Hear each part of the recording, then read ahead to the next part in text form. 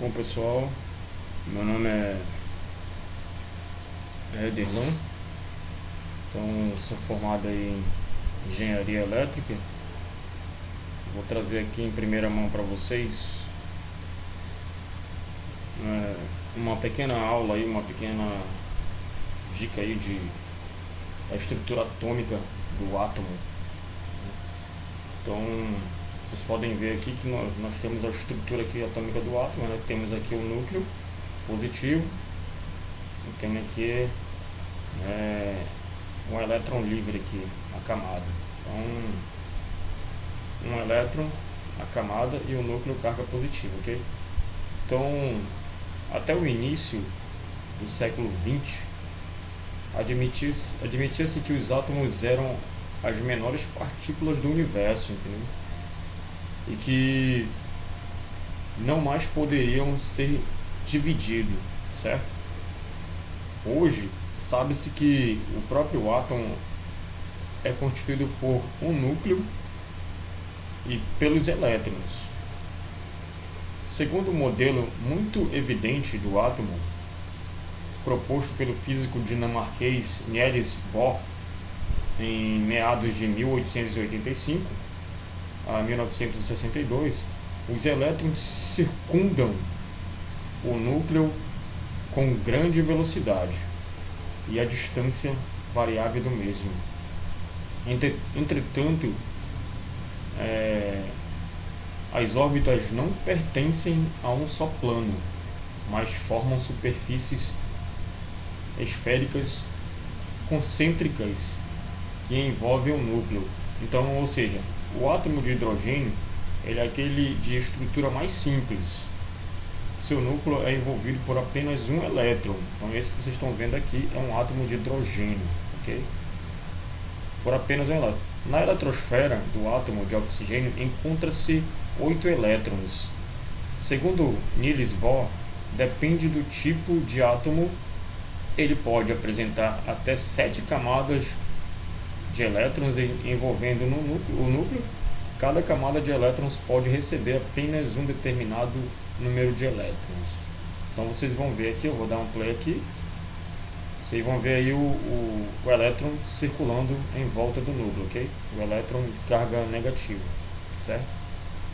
Aí agora nós temos aí duas camadas, né? Duas camadas aí, com a primeira aí que você viu com 2 elétrons e a segunda aí com 6 elétrons, ok? Em volta, eles circulam em volta do núcleo.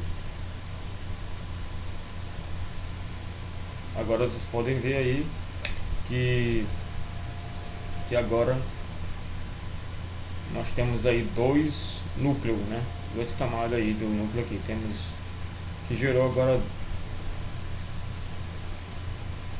dividiu para dois átomos, certo? Então essa é uma estrutura atômica. O núcleo de um átomo de cobre é envolvido por 29 elétrons que giram a distâncias variáveis do mesmo, formando 4 camadas. A camada mais interna é a camada K. Essa primeira camada que você está vendo aqui é a camada chamada camada K. É a mais próxima do núcleo. Ele contém 2 elétrons livres, né, 2 elétrons aí. Ela é seguida pela camada L, que é essa verde que você está vendo, com 8 elétrons. E a terceira camada é a chamada camada M.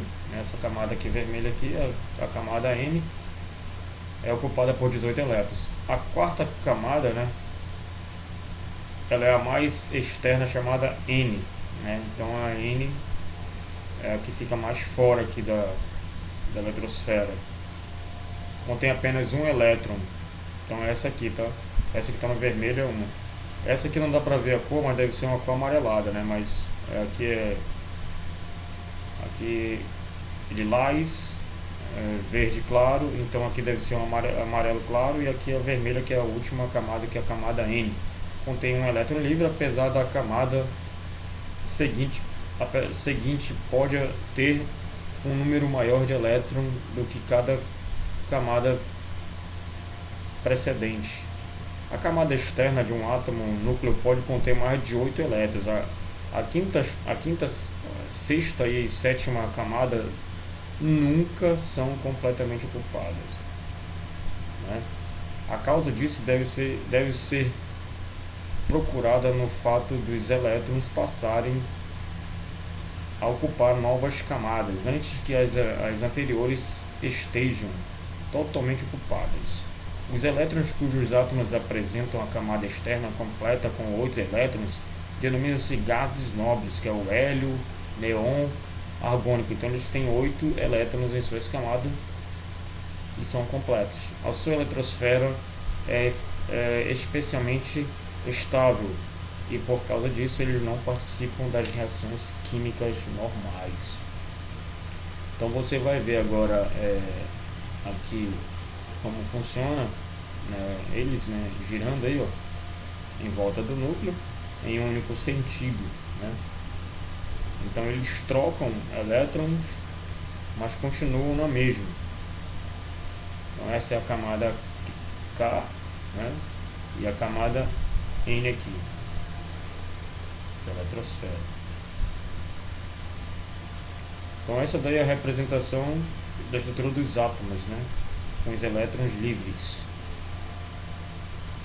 Então, nem o núcleo do átomo é a menor partícula constituinte da matéria. Ele é constituído de prótons de cargas elétricas positivas e de nêutrons eletricamente neutras sem carga elétrica. As duas partículas constituem o núcleo. Ou seja, então como vocês podem ver, o núcleo ele é carga positiva, né? Então ele tem um núcleo que ele é positivo. Então nós temos no núcleo, nós temos os prótons e temos os elétrons que giram livre em volta do núcleo, né? Então o núcleo é positivo e os elétrons são negativos, que é o símbolo de menos. Ok, pessoal? Obrigado, espero que vocês gostem dessa dica. E aí, aqui para frente, nós vamos ter novas demonstrações. Obrigado, até a próxima.